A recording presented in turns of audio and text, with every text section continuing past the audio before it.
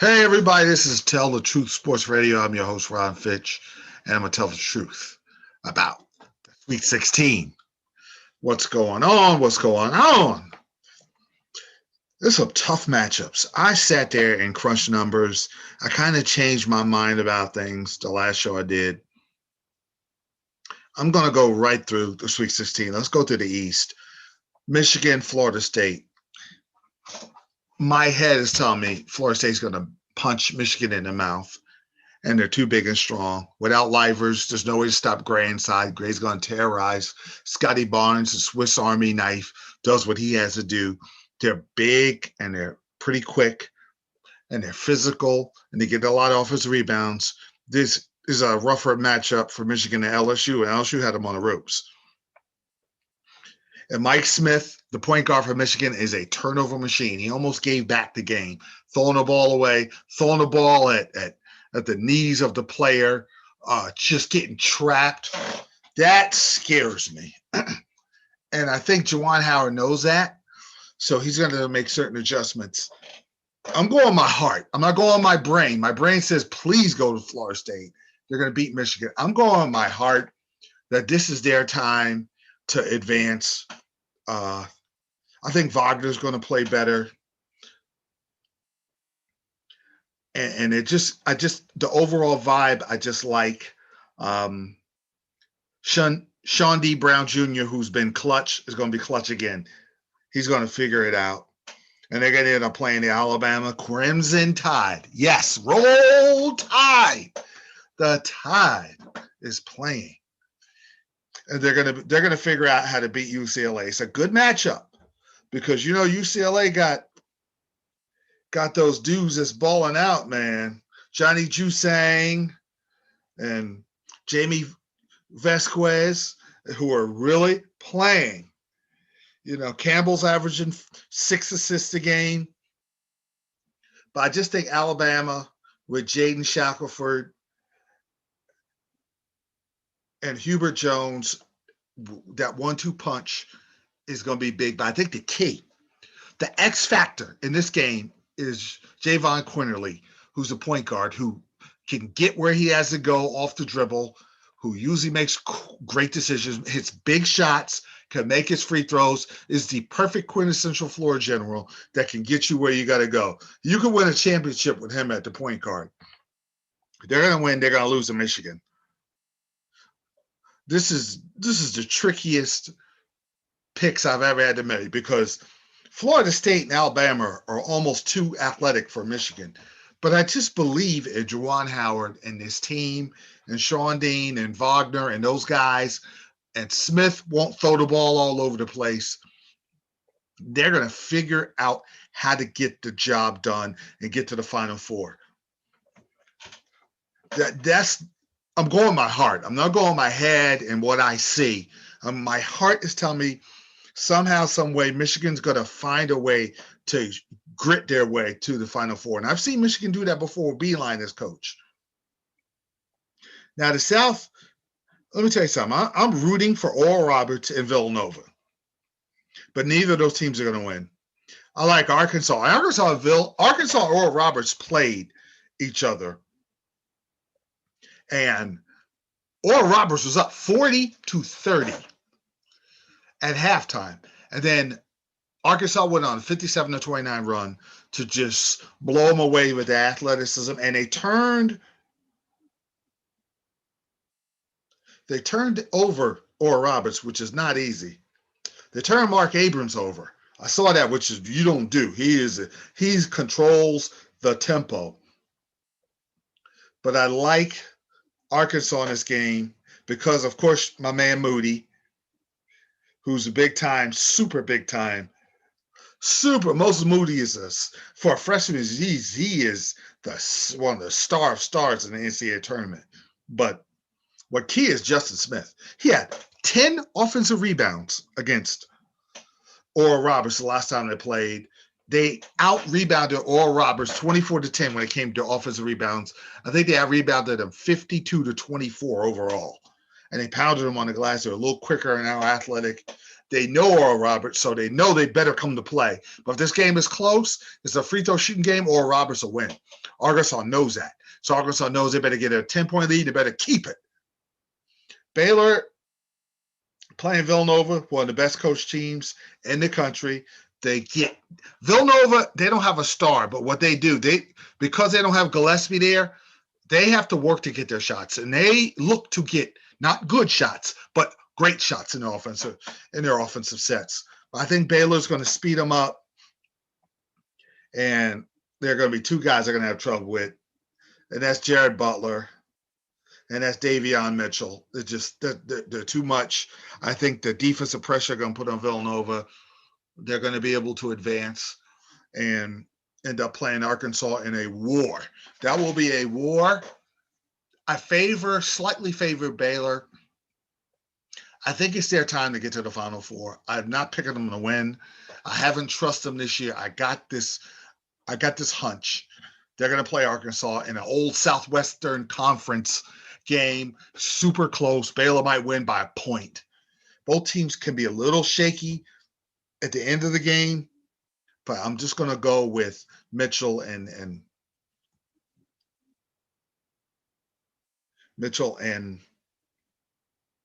Butler to take care of business. Butler and Mitchell have been the most consistent players on Baylor. And I like Baylor to advance and beat Arkansas and go to the Final Four. So I got Michigan and Baylor.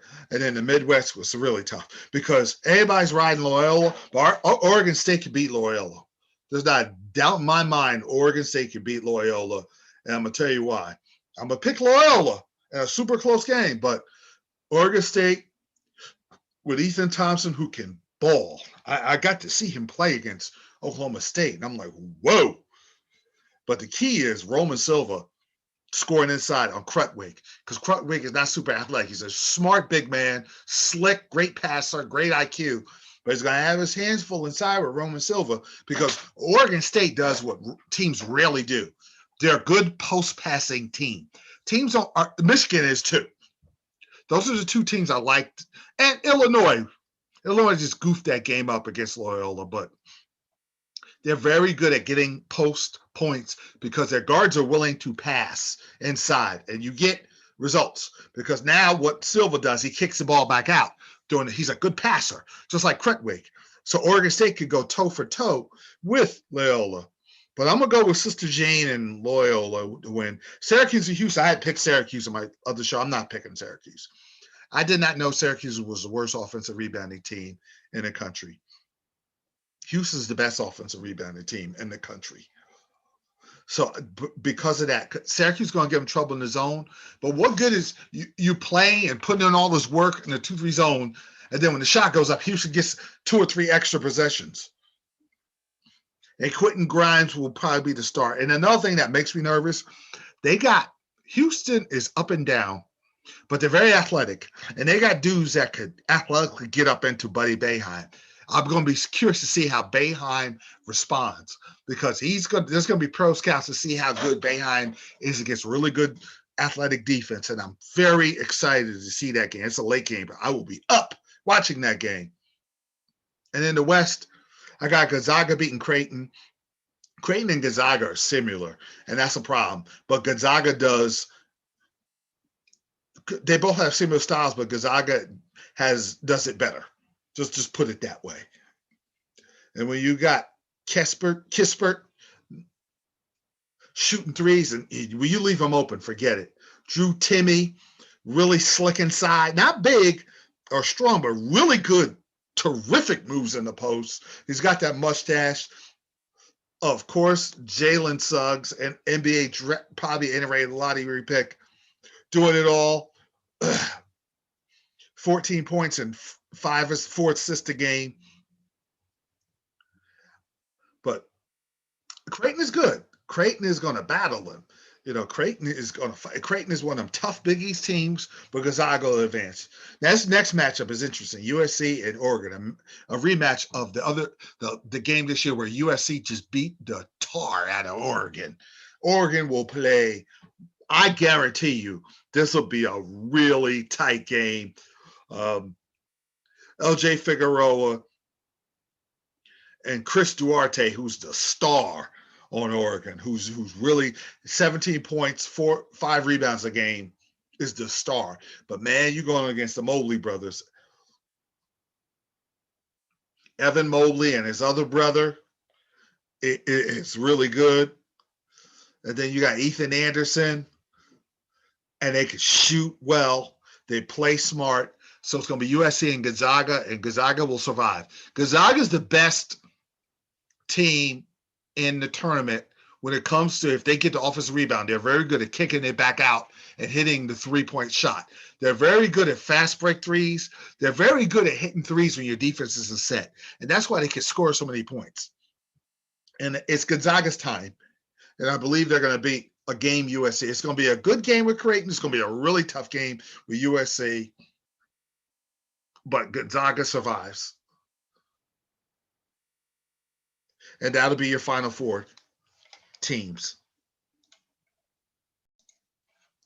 All right, back here at Tell the Truth Radio. I want to tell you why, after the NBA trade deadline, the Chicago Bulls were the real winner. I'm going to tell you why. The culture has shifted. They've been downtrodden since the late 90s. Derrick Rose, if he didn't get injured, there could have been a little bit of a run. And Gordon, they had a little bit of a period of resurgence. But, I mean, this team is ready to – they made the trade that woke me up. Getting Niko Vujacic from Orlando. They're a buyer now, not a seller. And then getting Tice from Boston. Smart. So they're bigger. Now you got Zach LaVine's got bigs with him now. Zach LaVine is a superstar in the making. Marketing is a potential star who's really coming on. They got a nice team. The Bulls and with Donovan there, so he's been there, done that. The culture has changed. It's been a paradigm shift. And the Bulls are currently at a 10. So 7 plays 10, 8 plays 9, the playing game. They get out of playing game, there's going to be hell to pay. When they come and they play the higher seeds, it's going to be hard to deal with that team. Vujacic can ball, man. And to go along with that, it's a good mix. The second team that won is the Miami Heat with Oladipo. And then if they get LaMarcus Aldridge, I believe they will, you got with Butler and Duncan Robinson and Tyler Hero, and of course my man Jimmy Butler, and that defense and that coaching staff to go along with that culture. Miami is now, they've sent a message. We're not going anywhere, Nets, Sixers. You hear us? We're coming. Those footsteps are our footsteps. You know, Boston got a good shooter from Orlando. And Denver was the other really big winner, getting Aaron Gordon, because they lost a lot with Jeremy Grant leaving, and now they get that toughness and that scoring and that athleticism, and they're a terrific passing team, and he fits in with what they do. Jokic is good with throwing the lobs up because he's such a superior passer as a center. So I can see them running those back screens where Aaron Gordon comes from the back screen, Jokic gets the ball in the post and hoists the ball up for alley-oop dunk. There's so many options. Denver's a player. Denver is a contender. And the Clippers getting Rondo. Losing Williams. Williams is such a good scorer. I know he tailed off a little, but man, could that guy score. But what they get in Rondo is smarts, defense. They're going to need super playoff Rondo, not LA Lakers playoff Rondo. Because Rondo had LeBron and AD to go along with that, and he played great. He's got to play even greater because he doesn't have LeBron and AD. He has Paul George and Kawhi Leonard, who aren't as good, right there, but not quite those two.